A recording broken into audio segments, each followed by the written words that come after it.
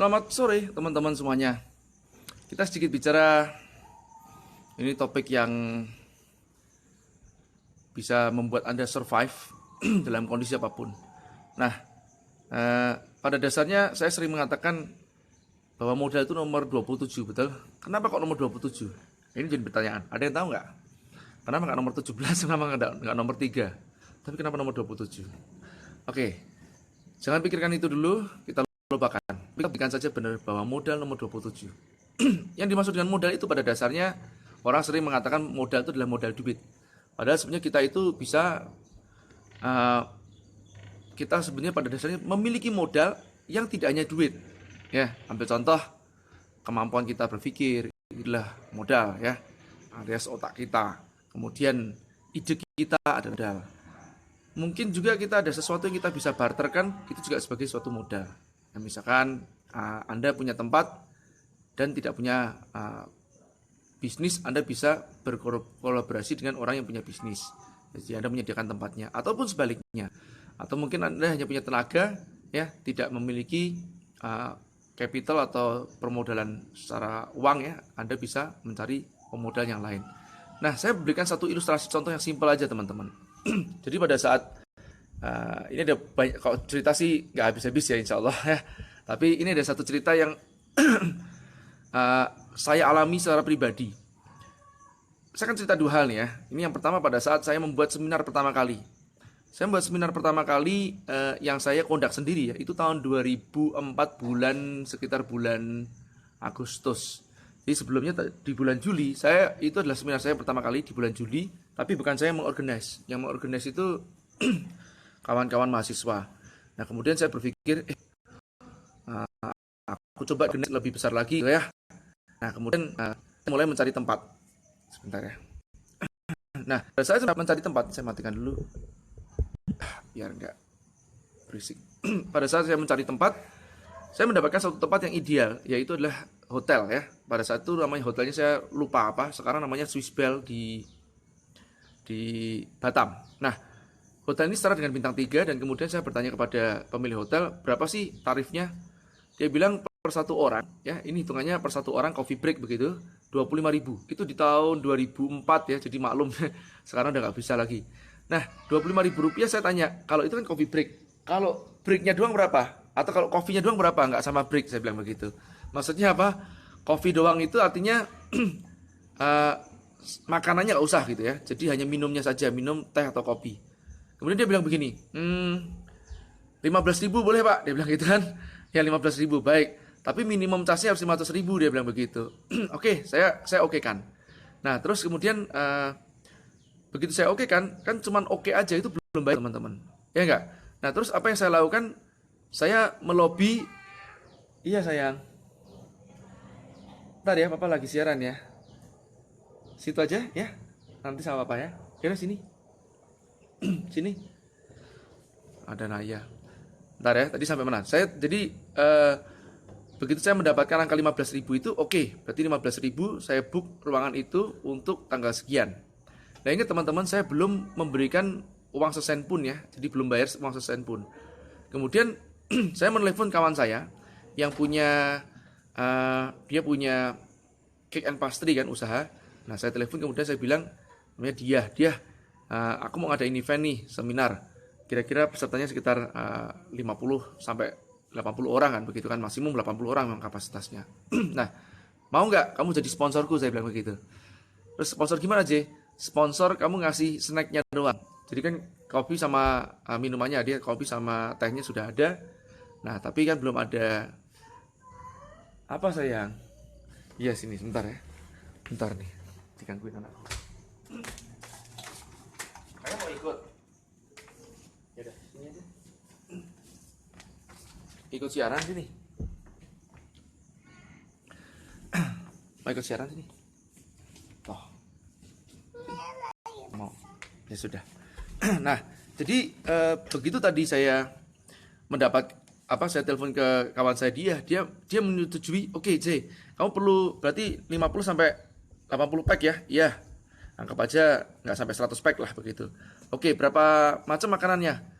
2 juga boleh, saya bilang begitu kan. Oke, 2. Nah, setelah 2 oke, Bentar ya Nay, jangan di ini geser-geser ya. Nah setelah dua tipe snack oke, kemudian apa yang dia tanyakan kan, nah terus nanti benefitnya apa J? Gua promosi nanti, saya bilang gitu, saya promosiin dan kemudian saya kasih logomu nanti di tempat backdrop ya, di tempat tiket, kemudian di tempat media.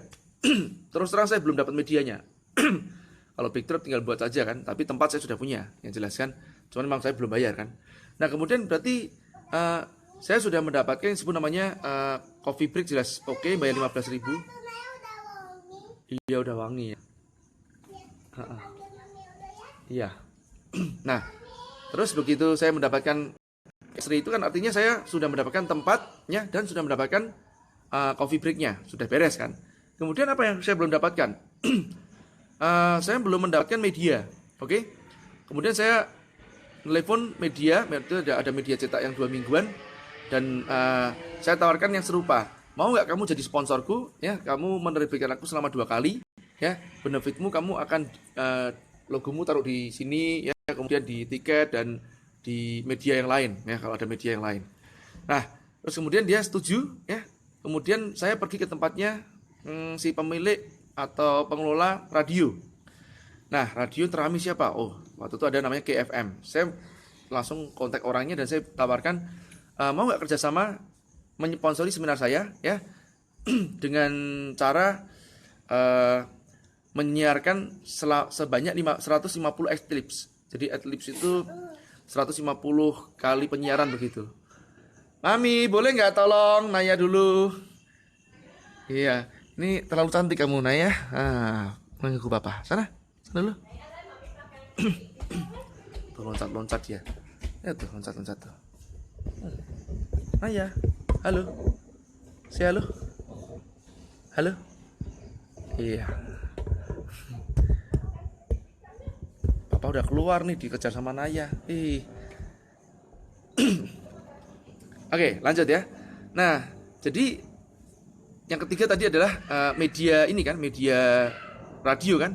Nah radio itu waktu itu saya kontak mereka dan mereka setuju ya memberikan 150 adlibs. Jadi saya sudah mendapatkan 1 tempat, 2 snack ya, 3 media cetak ya, 4 radio. Nah sekarang apa lagi permasalahannya? Oh iya, saya nggak punya proyektor. Ternyata waktu itu coffee break tidak termasuk dengan proyektornya. Nah, saya teringat waktu itu saya yang punya proyektor siapa ya? Oh, PNM, Permodalan Nasional Madani. Saya kontak ke manajernya PNM, kemudian saya telepon dia dan saya bilang begini, Pak, ini aku ada event, mau ngadain seminar, mau sponsorin aku nggak Pak? Apa itu Pak Jaya sponsornya? Udah gampang aja, pinjemin aku infokusnya, saya bilang begitu. Oke, terus timbal baliknya apa? Nah, logonya Bapak ada di sini, di situ dan macam-macam ya. Nah, dia setuju. Baik, berarti infokus saya udah punya. Sekarang kurang apa lagi? Door prize. Saya kontak waktu itu wakil ketua Kadin ya, sekarang terakhir beliau juga menjabat ketua Kadin provinsi Bu Nada. Beliau ini punya usaha tiketing untuk kapal feri Batam Singapura. Saya datangi beliau dan saya bilang, Ibu, saya mau ngadain event seperti ini dan kemudian saya butuh door prize. Ibu mau nggak ngasih tiket 4? Saya bilang begitu, tiket Batam Singapura 4. Oh, oke. Timbal baliknya apa, J? Nah, ini dan ini. Oke, boleh, J. Nah, jadilah lengkap ya event saya ya, terorganize. Tinggal sekarang saya apa? Mencetak tiket, betul nggak? Nah, sebetulnya sambil berjalan saya sudah mencetak tiket. Oke? Dan sudah mencetak tiket dan menjual tiket itu saya lupa harganya berapa ya? Maksudnya Rp50.000. Ya, Rp50.000 dan coffee breaknya kos saya hanya coffee break Rp15.000. Artinya per satu kepala saya akan untung Rp35.000, betul nggak? Nah, jadi jadilah event itu, event yang pertama yang saya hanya mengeluarkan ongkos untuk sewa tempat dan kopinya itu adalah Rp15.000 ya, dan dijual Rp50.000 dan sisanya disponsorin oleh orang lain, termasuk apa? Publikasinya. Kalau Anda tanya, terus dapat pesertanya dari mana, Mas? Ya itu kan dari publikasi kan, ya, dari radio dan dari media, ya. Dan dari situlah event itu, ya alhamdulillah event yang pertama langsung untung gitu kan. Jadi ini bukti ya teman-teman, sebetulnya you don't need money to make money. Bahkan saya membayar hotelnya pun setelah saya mendapatkan duit-duit dari tiketing. Oke, Itu seminar yang saya buat pertama kali. Nah, jadi selanjutnya saya juga mengorganize seperti Pak Andri Wongso, ya, Om Bob Sadino, Pak Purdi Chandra. Kalau jadi pertanyaan seperti gini, sebenarnya Mas J kenapa kok menjadi IO atau mengorganize? Saya waktu itu sebetulnya kekurangan guru. Jadi di Batam ini sangat gersang terhadap ilmu. Nah, saya pilihan saya adalah saya belajar ke Jakarta atau saya datangkan mereka ke Batam. Nah, kalau saya datang ke Jakarta dan itu saya lakukan berkali-kali, saya hanya mendapatkan keilmuan mereka dan saya tidak bisa mendekat kepada si pengajarnya. Beda pada saat ya saya mengundang mereka ke Batam, saya akan bisa dekat dengan mereka karena saya menjemput mereka, ya. Saya juga yang melayani mereka.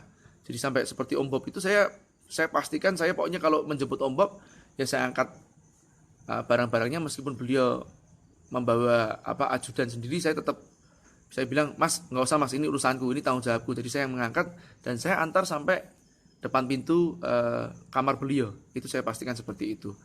Nah, dengan seperti itu juga saya memiliki kedekatan dengan para pembicara-pembicara. Dengan saya memiliki kedekatan dengan mereka, saya bisa belajar mendapatkan ilmu yang tidak saya dapatkan pada saat di seminar. Ya, sehingga kadang-kadang ada hal-hal yang mungkin nggak bisa diungkapkan atau belum terungkapkan pada saat seminar kan, karena kan seminar ditonton banyak orang, mungkin ada hal-hal yang dirahasiakan. Nah, itulah yang saya dapatkan, dan lebih daripada itu saya mendapatkan energi dari mereka. Satu lagi teman-teman ya, saya cerita lagi juga, ini saya ulangi berkali-kali, tidak hanya satu kali aja. Ini tips yang disebut namanya 10 alasan kenapa ya. Nah, saya belajar ilmu ini ya, tips ini dari Mas Ipo pada saat saya menggolkan buku saya The Power of Kepepet ke Gramedia ya. Di hari Kamis saya propose ke Gramedia, email ke Gramedia, dan di hari Senin sudah naik cetak tanpa argumen ya. Alasannya cuma satu aja, saya membuat satu proposal yang bertuliskan 10 alasan kenapa The Power of Kepepet dan seterusnya. Apa sih? Mau nonton nggak? Mau sama teman nggak? Nonton. Kalau mau nonton sinilah. Nah, udah. Diam, Papa cerita dulu ya. Ya, Papa cerita ya. Dan ya. No. Oke, Papa cerita ya. Nah, jadi saya lanjutkan. Hal ini saya lakukan berkali-kali teman-teman, termasuk salah satunya pada saat memindahkan YA dari Batam. Jadi YA kita bentuk tahun 2007 bulan Oktober tanggal 31. Nah, kemudian saya pindahkan di Bandung ya, karena saya berpikir kota yang cocok untuk YA itu sebenarnya Bandung ya, karena kota pendidikan. So sweet. Nah, jadi pada saat itu tahun 2009 saya tidak mengenal Bandung itu seperti apa. Nah, karena saya tidak mengenal, saya mencari leverage. Iya. Leverage-nya apa sih? Simple kok. Jika saya tidak mengenal kota Bandung, saya maka akan mencari orang yang mengenal kota Bandung. Dan disitulah saya merekrut 2 orang karyawan. Ya, jadi saya merekrut hanya menggunakan iklan di koran saja, senilai Rp300.000, dan kemudian saya mendapatkan email beberapa lamaran. Dan setelah itu kebetulan saya lagi ada acara di Bandung. Nah, bentar ya. Kebetulan lagi ada acara di Bandung. Resepsi gitu ya, saya gunakan untuk wawancara sekalian. Setelah wawancara ada 2 karyawan yang saya terima, dan yang satunya bisa masuk besok juga. Saya bilang, bisa masuk besok? Bisa, Pak. Kalau begitu kamu punya motor? Punya, Pak. Anterin aku cari tempat kos. Nah, itu yang saya lakukan. Saya cari tempat kos untuk menaruh barang-barang saya pada saat saya transit dari Batam ke Bandung. Nah, kemudian sebelumnya saya mencari informasi di mana sih mall ya untuk anak muda yang cocok buat anak muda dan tempatnya strategis di tengah kota Bandung. Dapatlah Dago Plaza. Nah, itu tahun 2009 ya. Nah, di Dago Plaza waktu itu sekali lagi saya sudah membangun YA di Batam, tapi saya ingin memindahkan ke Bandung. Nah, di Dago Plaza saya langsung temuin GM-nya itu ya, kebetulan someone nih yang orangnya sangat very nice banget ya. Saya mungkin jangan sebut namanya lah, gak enak. Nah, kemudian beliau menemui saya dan sangat friendly banget. Kemudian singkat cerita saya tanya, Pak, ada tempat kosong nggak? Ada. Tunjukin tempat kosong. Berapa nih, Pak, luasnya? 64 meter persegi. Berapa sewanya, Pak? 9,6 juta. Wah, mahal banget, saya bilang begitu kan. Emang berapa harusnya? saya kira cuma 1,5 juta doang. Ah, mana mungkin 1,5 juta, nggak masuk akal ah. Beliau bilang begitu. Dan saya bilang apa? Akalnya Bapak yang mungkin yang belum masuk. Ayo, kalau Bapak kasih waktu saya untuk presentasi, saya akan buat masuk akal. Itu yang saya katakan. Dan kemudian benar dia bilang, oke, asik nih, dia bilang gitu kan. Yuk kita ngopi-ngopi yuk. Ya, ngajak ngopi. Dan saya buka presentasi. Nah, presentasi saya isinya simpel aja. 10 alasan kenapa YA layak menjadi tenan anchor di mall tersebut. Oke. Dan singkat cerita, dia mendengarkan saya setengah jam, kemudian dia begini mulai mantuk-mantuk. Oke. Mulai masuk akal. Tapi ya jangan, ini bener nih gangguin banget deh. Nay, masuk dong, Nay. Ya, Papa nggak konsen nih lihat kamu nih ya. Tampangnya bentuknya dia lucu banget deh. Nah, udah gayanya. Sana. Ya. Nah, kemudian dia bilang gini, oke, mulai masuk akal ya. Tapi ya jangan 1,5 juta dong, J. Dia bilang begitu kan. Terus saya bilang begini sama beliau. Gini, Pak. Gimana biar masuk akal buat Bapak 1,5 juta? Saya bilang begitu kepada beliau. Terus dia bilang begini, oke, aku dengerin ya, kamu tadi cerita. Ini kok, aku simpulkan kamu ini semacam, apa ya, guru bisnis, trainer begitu, motivator. Saya bilang, udah terserah Bapak, pokoknya apapun itu ya, semacam begitulah ya. Yang jelas saya itu pebisnis ya. Tapi saya suka mengajar, begitu aja. Saya bilang begitu. Oke, kalau itu gini aja sih. Gimana kalau sebulan sekali kamu kasih kelas buat karyawanku? Dia bilang begitu ya. Kelas pemasaran, kelas negosiasi dan yang lain-lain. Saya bilang begini, Pak, tarif saya Pak untuk ngisi per 3 jam itu sekian Pak. Jadi itu lebih mahal dibandingkan sewa saya sebulan. Saya sewa tempat Bapak sebulan. Terus dia bilang gini, wah ya jangan sampai hitungan segitu dong C. Dia bilang begitu kan. Udah gini aja C. Gimana kalau gini? Kamu kan ngadain kelas nih ya. Nah saat kamu ngadain kelas kan ada kelas pemasaran atau apa kan. Boleh gak aku ikutin 1-2 orangku di kelasmu aja pas kamu ngajar. Jadi aku ikutin barengan. Saya bilang gini, nah kalau ini boleh Pak. Salaman saya ya. Jadilah saya sewa di tempat itu pertama kali dari 9,6 juta jadi 1,5 juta. Teman-teman percaya nggak percaya, hal ini saya lakukan juga pada saat saya membuka YA di Jakarta. Dan YA di Jakarta lebih gila lagi penawarannya. 284 meter persegi, sewanya 64 juta. Oke. Nah, dan saya tawar 0 rupiah ya, 0 rupiah per bulannya di tahun pertama dan 5 juta rupiah per bulan di tahun kedua, dan mereka setuju. Ya, ini teman-teman saya lanjutkan nanti ya, ini sudah mulai akan adzan. Anda dengar adzannya nggak? Atau dengar apa pengajiannya nggak? Kalau nggak dengar sih nggak apa, saya lanjutkan. Karena belum, kebetulan memang sama-sama menunggu adzan maghrib. Dengar nggak? Masih nyimak ya?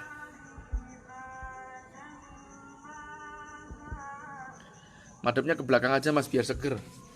Gitu ya? Iya, madepnya ke sini toh. Udah mulai mendung nih. Nggak mendung apa? Mulai gelap. Oke ya, saya lanjut ya teman-teman ya. Nah, kemudian apa yang saya lakukan dengan sekolah tadi? Yang pertama kan tadi kan saya sudah dapat sewa tempatnya kan. Dapat tempatnya saya sewa dengan harga yang cukup murah, sangat murah bahkan ya, nggak masuk akal. Nah, kemudian saya lanjutkan. Kan saya perlu renovasi tempat tersebut. Nah, saya panggil. Iya nih udah mau maghrib. Bisa nggak kalau memang terganggu? Kalau di sana sih pasti sudah maghrib ya, di daerah mana? Surabaya. Saya lanjut aja nanti ya teman-teman ya. Kita part 2 negotiation skill. Oke. Dadah.